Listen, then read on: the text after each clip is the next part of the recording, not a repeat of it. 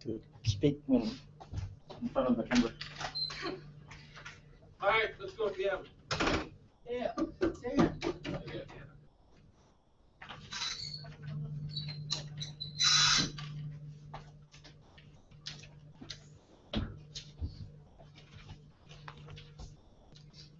Churches have always had an incentive to try and convert as many people as they possibly can. Everything that is fine if they want to improve and make the church and the community of Christianity or any other religion bigger than in nature. But when it comes to victimizing vulnerable members of the community, of indigenous communities, we think that's when we have to draw the line. The policy coming from the government is threefold. Number one, we will ban all missionaries from trying to convert any members of indigenous communities when they are providing aid within these situations or circumstances. Number two, if and when or if they do so, we will still punish them, and the punishment will be decided by the court, something they will not take the burden upon proving. But number three, we also tell you that if missionaries want to provide these individuals or the members of the community with the knowledge of their religion, instead of converting these individuals, we think the power of the knowledge is fine. It will still allow missionaries to just provide these individuals with the knowledge of their religion instead of converting them. The burden from side government is simple. We're going to prove four things in this debate why we're going to win. Number one, we will prove why indigenous communities or members of indigenous communities, especially when seeking aid, no thank you madam, are vulnerable in nature. Number two, we will prove to you how banning this policy will indirectly and directly uphold the actual principles that the church necessarily has. No thank you madam. Number three, we're going to prove to you why help must come with altruistic values and altruistic behaviors of the church. But number four, we'll talk to you about how it's dangerous for you to have a non-supervised religion within indigenous communities once these missionaries leave after providing aid. Before that, yes, madam. Mr. Speaker, sir, how do you distinguish between telling a knowledge and converting? We think it's very simple, right? Firstly, that's an argument against feasibility. So if we can do that, are you then okay with it? But the second reason why that's wrong is that it's very simple. If I come to a member of an indigenous community and tell you, you come and join my religion, we are good people, you can be with us, and we can be a community, that is an active way to try and convert. But if we tell you, this is how Jesus was born, this is where he was, and this is how he started with Christianity, we think it's okay for them to do so because that's a simple spread of knowledge. First, two arguments, right, Mr. Speaker? Number one, on why members of communities are vulnerable and it's dangerous to victimize them. But number two, on why unsupervised religions that exist within these communities are bad. Firstly, on members of communities that are vulnerable. You need to understand that these people are not everyday people who have the ability to make decisions. These people are not in a state of mind where they are vulnerable, where they are invulnerable, because they are seeking aid, especially situations like this, where they want aid and they want help from the churches. What does this mean? Three things. Number one, that these people are secluded from other members of society. That means it's extremely hard to get help from other members, unlike any other modern person. Number two, that these people are desperate in nature when it comes to seeking something. And humans generally, when it comes to being desperate, they're always trying to please the person who's giving them that particular item or that particular aid in this situation. Therefore, they are desperate. Number three, that they're dependent on the church aid. That means they really, really need it and they're completely dependent on the aid of the church. These three things prove that they are vulnerable and they require protection instead of victimization. Second level of analysis, what happens when conversion necessarily happens or when you try to convert the things? Two things. Number one, that the members of these vulnerable communities or in this vulnerable state will probably accept that deal or probably accept that deal to convert into individuals. That means a lot of people, like for example the Inuits in Canada, after missionaries went there, a lot of people converted into Christianity once the church went there. These are examples that we see. But number two, they will not question the religion. They will just accept it anyway. Because why? Simply, it's like this. In a situation where you're in need of help, or in the situation where you're desperate of a situation, you often see the person that's trying to help you as your savior. You often overlook all the bad qualities that the particular savior has and just look at all the good qualities. For example, the Stockholm syndrome, where if a victim was kidnapped by a kidnapper and the kidnapper shows a little bit of kindness by giving food, the victim falls in love with the kidnapper. Sure, it sounds redundant and weird, but that's how Stockholm syndrome works. When people realize and see the people that are helping them as saviors, they tend to act rationally, then and therefore they try to act, most of the time they accept these deals. Why is this bad? Three reasons. Number one, before I move on to these reasons, yes ma'am.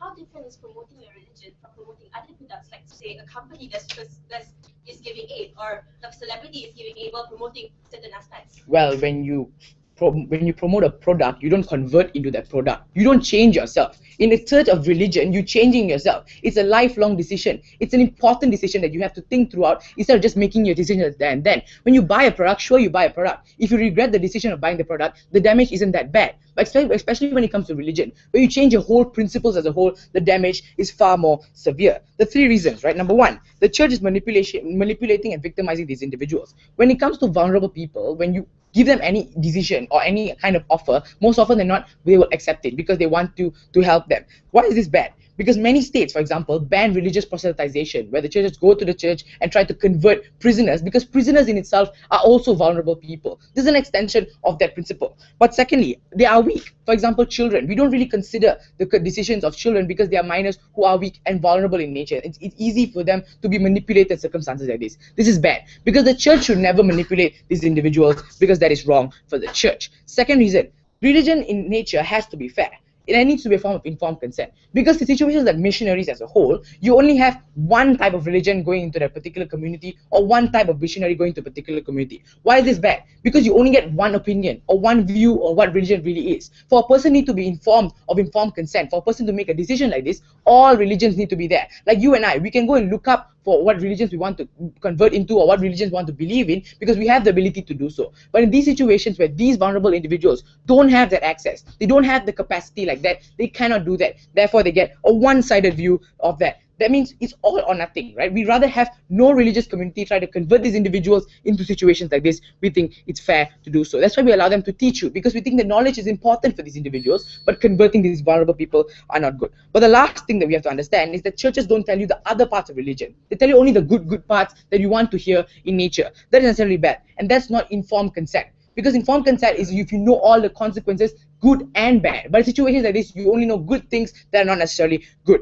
But the last question you have to answer is that although it is a good principle, why isn't it? Why shouldn't you uphold? Because religion generally is a good idea, it's a good principle, because you have the ability to uphold good values, right? Helping people and so on and so forth. Why is this bad? Firstly, states never enforce you to take a gamble. What is this? Religion is necessarily a gamble, right? Whether or not God exists, it's a gamble that you believe in. If you believe in God exists, that's your participation in that gamble. For example, insurance. We don't force anyone to take insurance, although it's good to take insurance, because it itself is a gamble. But number two, states never force you to do good things in nature. Although it's good to take medical checkups or good to exercise, we never force you to go and do medical checkups or take exercise, because although it's a good thing, we understand these people need to have the ability to rationalize on their own terms. When it comes to vulnerability, it's important to understand that these people are people who are not in a state of mind where they can make a full informed decision. You're victimizing them and you're controlling their minds. That is evil in nature. Thank you.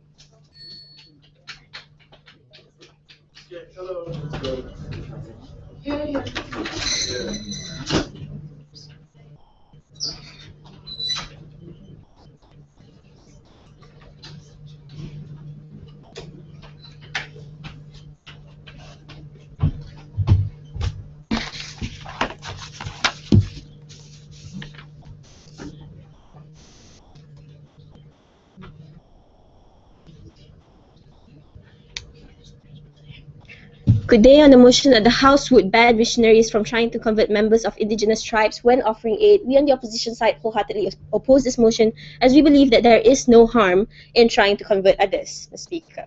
So firstly, what is the government's burden for today, right? They have to prove to us the direct and distinct harm in proselytization during aid, Mr. Speaker.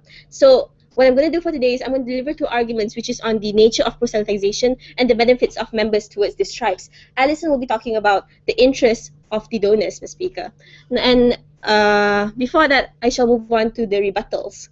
Mr. Speaker, the Prime Minister came up with a few ideas. Firstly is on how this sort of proselytization is victimizing tribe members. We concede to the fact that tribe members are vulnerable, and at the end of the day, no matter what type of donation, what type of aid given, they are always victimized by whatever companies, whatever missionaries who come to them, Mr. Speaker. We asked them a distinct question: what's the difference between any other form of promotion when it's not religion? They denied. Now they answer, they say that religion changes your whole principle. It's a lifelong change. This is ridiculous, because we still see people converting once you've known a religion and you don't no longer believe in that particular religion. There is no particular problem, because you can always change your belief, and we on the opposition side wholeheartedly support that, Mr. Speaker. So we don't think a problem exists in a form of victimization denied. So moving on to the second idea on how knowledge of religion is fine, right? They just don't want you to convert others. Mr. Speaker, we believe that it goes hand in hand. When you actually teach others the good values of your particular religion, that is a form of promotion of your religion. When promotion directly leads to the act of trying to convert others, you can't just say, okay, Christianity believes in monogamy, Christianity believes in being good to other people, but hey, I'm just saying you don't want to hurt Christianity, that's fine. Before that, yes. Advertisements don't act on singularity.